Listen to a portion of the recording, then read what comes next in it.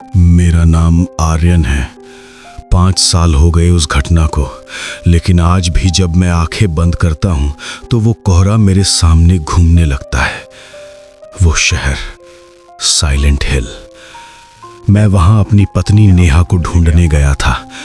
वो 3 महीने पहले अचानक गायब हो गई थी।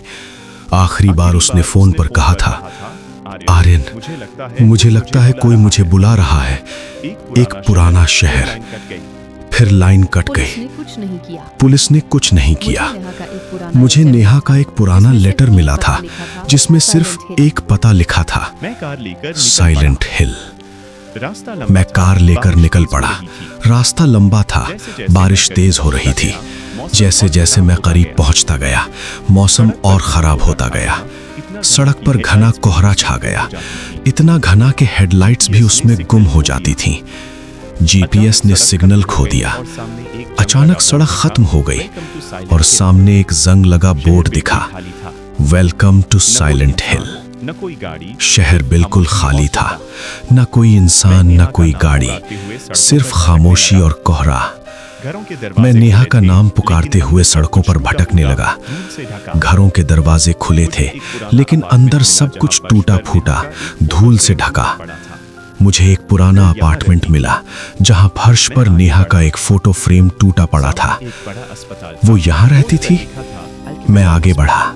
सामने एक बड़ा अस्पताल था। बोर्ड पर लिखा था, एल कैमिला हॉस्पिटल। जैसे ही मैं करीब पहुंचा, मुख्य दरवाजा धीरे से खुल गया। अंदर अंधेरा था, सिर्फ इमरजेंसी की लाल लाइट्स जल रही थी। हवा में जंग और खून की तेज महक थी। मैंने टॉर्च जलाई। लंबे कॉरिडोर में नर्सों के कपड़े बिखरे पड़े थे, लेकिन कोई इंसान नहीं। तभी दूर से एक आवाज आई, जैसे कोई भारी धातु की चीज फर्श पर घसीट रहा हो। धीमी, नियमित। मेरा दिल जोर से धड़कने लगा। मैं एक कमरे में छिप गया। वो आवाज करीब आती गई, दरवाजे के ठीक बाहर रुक गई। मैंने सांस रोकी। कई मिनट बीते, फिर आवाज फिर दूर चली गई। जब मैं बाहर निकला तो फर्श पर लंबे घसीटने के निशान थे और ताजे खून के छींटे। मैं ऊपरी मंजिल पर चढ़ गया। वहां एक कमरे में नेहा की डायरी पड़ी थी। उसमें लिखा था, ये शहर मेरे अंदर की बुरी यादों को बाहर निकाल रहा है। जो मॉन्स्टर्स दिखते हैं वो मेरी गलतियां हैं। आर्यन, मत आना यहाँ। मेरी गलतियां? हमारी शादी में अक्सर झगड़े होते थे। मैंने उसे बहुत बार शब्दों से चोट पहुंचाई थी। क्या ये सब मेरे कारण हो रहा था? तभी लाइट्स तेजी से फ्लिकर करने लगी। दीवारें बदलने लगी। सफेद प्लास्टर की जगह लाल जंग। फर्श से खून टपकने लगा। हवा भारी हो गई।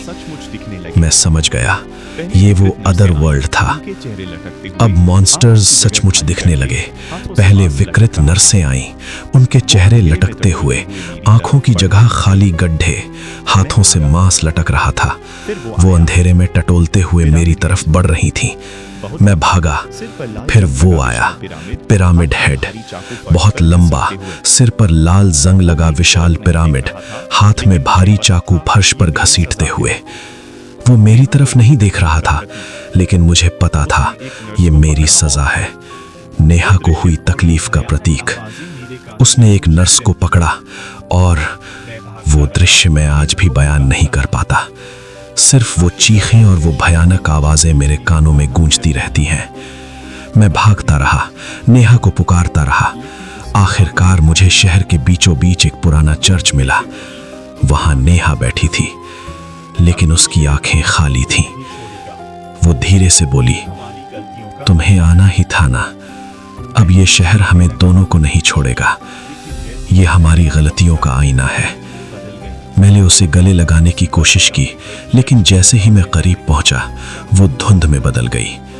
उसी पल पिरामिड हेड चर्च के दरवाजे पर दिखा, चाकू ऊपर उठाए। मैं भागा, लेकिन शहर ने मुझे घेर लिया था। किसी तरह मैं बाहर निकला। कार स्टार्ट हुई और मैं कोहरे को चीरता हुआ भागा।